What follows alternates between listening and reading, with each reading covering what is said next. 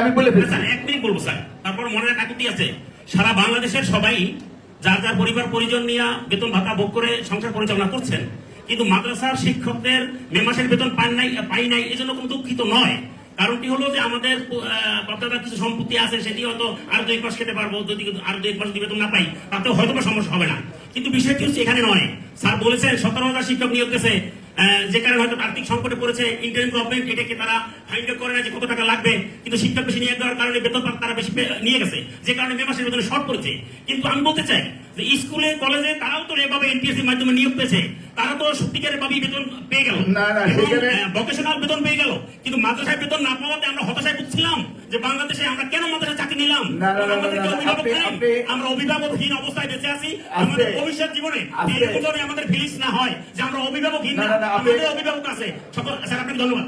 আমি কথা বলার পরও এই কথাটা আপনার এখানে আপনি বলাটা একটু পলিটিক্যাল হয়ে গিয়েছে।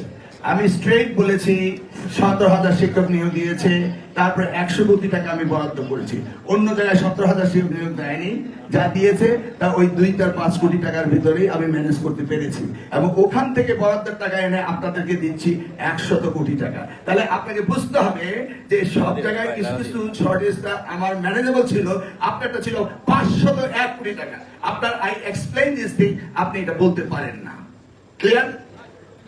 আপনার এই বক্তব্যটা আপনি সঠিকভাবে উত্থাপিত হয়নি। You are a teacher, you should know what you should talk, when, why, how. আপনি ভুল করেছেন, এক্সপ্লেইনটা করেছি, তারপর আপনি বলেছেন। আপনি এইভাবে যদি নিজে একটি প্রশ্নের উত্তর পাওয়ার পরে উত্তরটা না বুঝে যদি আবারও কথা বলেন, আমি বলেছি আমার বাবা সরকারি চাকরি করতো, মাস শেষে বেতনটা না পেলে কি হতো, আই এক্সপ্লেইন এভরিথিং। তারপরে আপনি এটা বলা মানে আপনি শিক্ষক হিসেবেও একটি অডিয়েন্সের প্রশ্ন উত্তর বুঝতে পারেননি, আপনাকেও আগে শিখতে হবে। বুঝতে পেরেছেন? 500 কোটি টাকা আমি বলেছি, 501 কোটি টাকা শর্টেজ পড়েছে, অন্য জায়গায় তা পড়েনি। অন্য জায়গায় ফান্ড এনে এখানে ফান্ড দিয়েছে, যেখানে উত্তর আছে সেখানে উত্তর থাকবে, উত্তর দিতে হয় না। কারণ আপনার ক্লাসরুমে যদি এইটা আপনি এক্সপ্লেইন করতেন, একজন ছাত্র যদি এইভাবে আবার প্রশ্নটা রিপিট করতেন, তাহলে আপনি 0 মার্ক দিতেন। Clearly understand? আমার শিক্ষকদের আগে শিখতে হবে, তারপরে আমরা শেখাবো। Am I right? ওকে।